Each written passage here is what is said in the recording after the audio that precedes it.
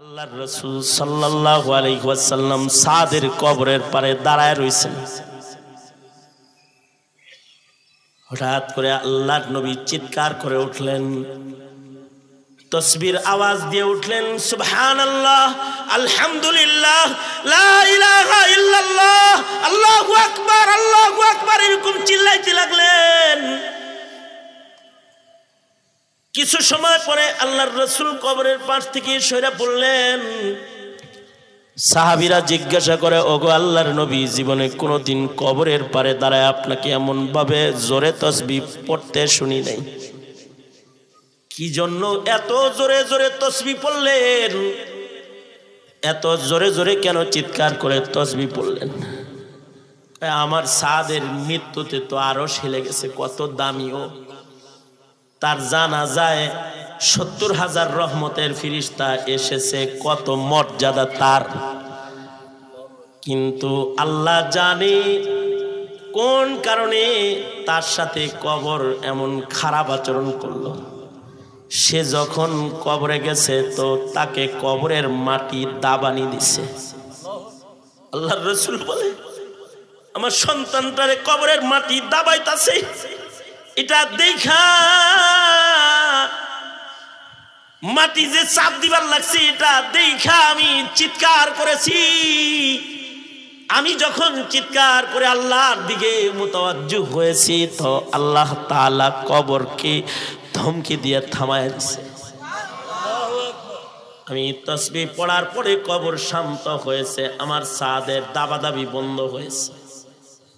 অর্থাৎ যার মৃত্যুতে আরো সেরে যায়, যার জানাজায় ৭০,০০০ রহমতের ফেরেশতা আসে, তার কবরের ভেতরে যদি দাবাদাবি থাকে, নিজেকে নিজে আজকে এখন মুনাজাতের পূর্বে একটু জিজ্ঞাসা করে দেখো, গতকালকের ৫ বেলার নামাজও কি হক আদায় করে পড়তে পেরেছি? অথবা সিজদার হক আদায় করে কি আমাদের জবানে সুবহানা রব্বিয়াল আলাটা উচ্চারিত হয়েছে? অথবা আমাদের রুকুর ভিতরে কি সুবহানা রব্বিয়াল আজিম বলে হক আমরা কি আদায় করেছি? অথবা মহান মালিকের সামনে দাঁড়ায় আল্লাহর কালাম কি আদব আর আজবতের সাথে পড়ছি যে মহান আল্লাহ তোমার আর আমার উপরে খুশি হয়েছি? অথবা আল্লাহর সামনে দাঁড়ায়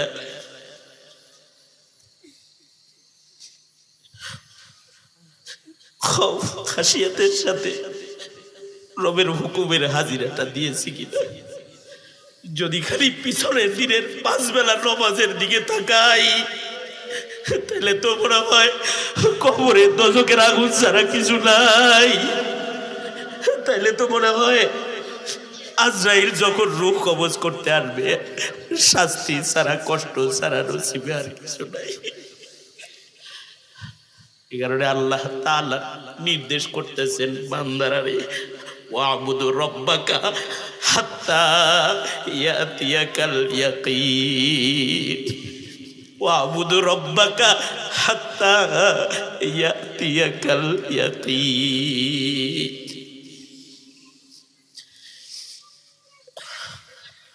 মরণ যেন অসুন্দর না হয়, মৃত্যুর সময় যেন যন্ত্রণা না হয়, কবরের লাশ নামাইলে যেন কবরের মাটি তোমার আমার চাপ না দেয়।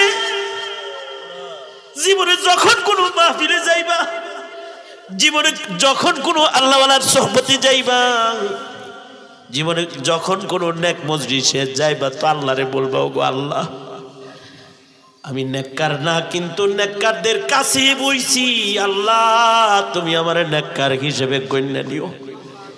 যেদিন আমারে ডাক দিবা সেদিন নেককার হিসেবে ডাক্কা নিও। যেদিন আমাকে কবরে যেতে হবে সেদিন কিন্তু কবরে নেককারের সাথে যে আচরণ হয় সেটা আমার সাথে কইরো। আর এটা হবে তখন যখন বান্দা ইবাদতকে নিজের কাজ বানাবে, ইবাদত থেকে অবসর নাই। ওয়াবুদু রব্বাকা হাত্তা ইয়াতিয়াকাল ইয়াকিন।